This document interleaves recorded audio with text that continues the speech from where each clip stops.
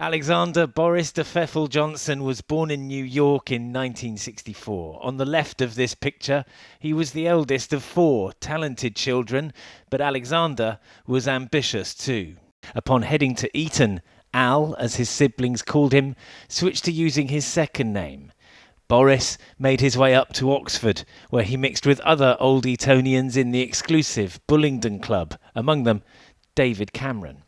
Johnson then launched himself into journalism, but his career as a reporter didn't start well. He was fired for making up a quote.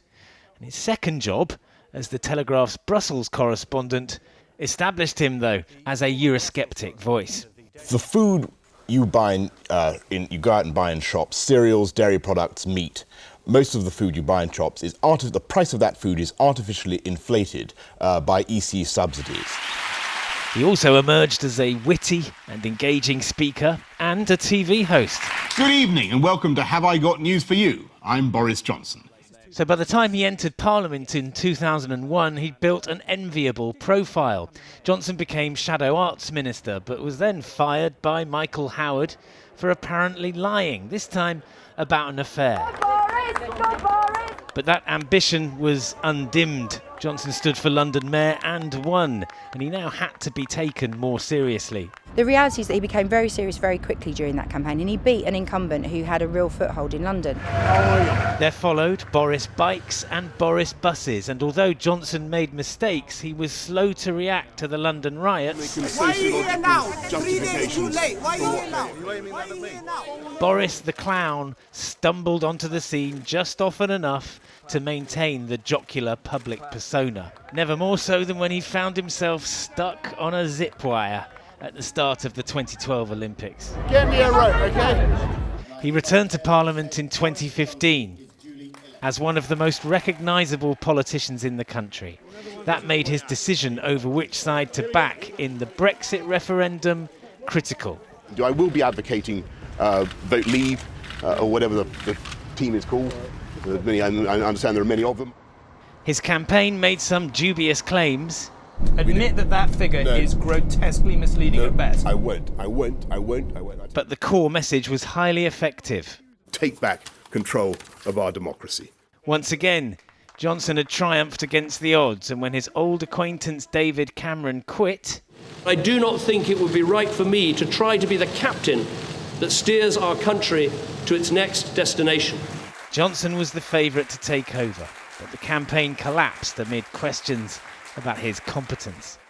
I have concluded that person cannot be me. And he had to settle for the post of Foreign Secretary in Theresa May's government. He was not an unqualified success. His efforts to free Nazanin Zaghari-Ratcliffe from an Iranian prison had the opposite effect. I apologise for the distress, for the suffering that has been caused. But his resignation in protest at Mrs May's so-called Chequers deal with the EU endeared him to many Tories. On the backbenches, he returned to the writing career which had earned him a lot of money and a reputation for flirting with bigotry and racism. Now he published an article which ridiculed the traditional clothes worn by some Muslim women. Are you going to apologise for being rude about ladies who wear burqas, sir? His opponents were enraged, but when May resigned, having failed to get her Brexit deal through Parliament, Johnson still won the leadership contest. It looked as though he had one big job to do. We're going to fulfil the repeated promises of Parliament to the people and come out of the EU on October the 31st. No ifs or buts. He showed his ruthless side, sacking half the cabinet and kicking 21 MPs out of the parliamentary party. Then he prorogued or suspended Parliament to stop it undermining his negotiations. The Supreme Court ruled against him. The decision to advise Her Majesty to prorogue Parliament was unlawful. He cut a new deal with the EU anyway, based on arrangements for Northern Ireland, which he later disavowed. Then he called a general election and campaigned on one simple slogan. Get Brexit done, take the country forward. It was a landslide. Parliament passed his Brexit deal, and Britain left the European Union on the 31st of January 2020.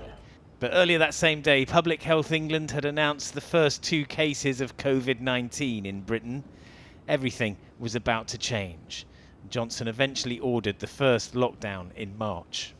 From this evening, I must give the British people a very simple instruction. You must stay at home. But many scientists felt he had acted too late. Coronavirus was spreading rapidly. There was an outbreak in Downing Street, and Johnson himself came down with it. For a time, he looked visibly ill and was moved to St Thomas's Hospital, where he spent 3 days in intensive care before recovering. The NHS has saved my life, no question. It's hard to find words to express my debt. It wasn't long after Boris Johnson's return to Downing Street that the gatherings began, which were eventually to be investigated by the police. Gatherings which at any other time would have seemed innocuous, but during a lockdown became a scandal. Number 10's relaxed approach to having parties when throughout the rest of the country people were dying alone because of lockdown restrictions was exposed by ITV News and led to the resignation of a Downing Street press secretary. His fictional party was a business meeting and it was not socially distanced. The police issued the Prime Minister with a fixed penalty notice for attending his own birthday celebration in June 2020. The flouting of lockdown rules in Downing Street overshadowed the government's great policy success of the pandemic, the rapid and widespread rollout of a vaccine. And once again, Johnson had to come to Parliament to say sorry. I paid the fine immediately, and I offered the British people a full apology. And I take this opportunity on the first available sitting day to repeat my wholehearted apology to the House. Even achievement on the international stage as the PM spearheaded the European effort to help the government of Volodymyr Zelensky withstand the Russian invasion of Ukraine failed to distract from his domestic woes. While he played the statesman in Kiev, Boris Johnson's authority was ebbing away at home. And last month, voters in Yorkshire and in Devon gave their verdict. A by-election in Wakefield was lost to Labour, and in Tiverton and Honiton, an enormous Tory majority was demolished by the Liberal Democrats. And then there came the last set of questions about whether the Prime Minister had told the truth, this time about what he knew about sex assault allegations against a man he'd appointed as a Deputy Chief Whip. Questions which prompted a cascade of resignations from his government. Boris Johnson's reputation for electability had already been damaged, but the end finally came when his closest colleagues could no longer defend his character. Geraint Vincent, ITV News.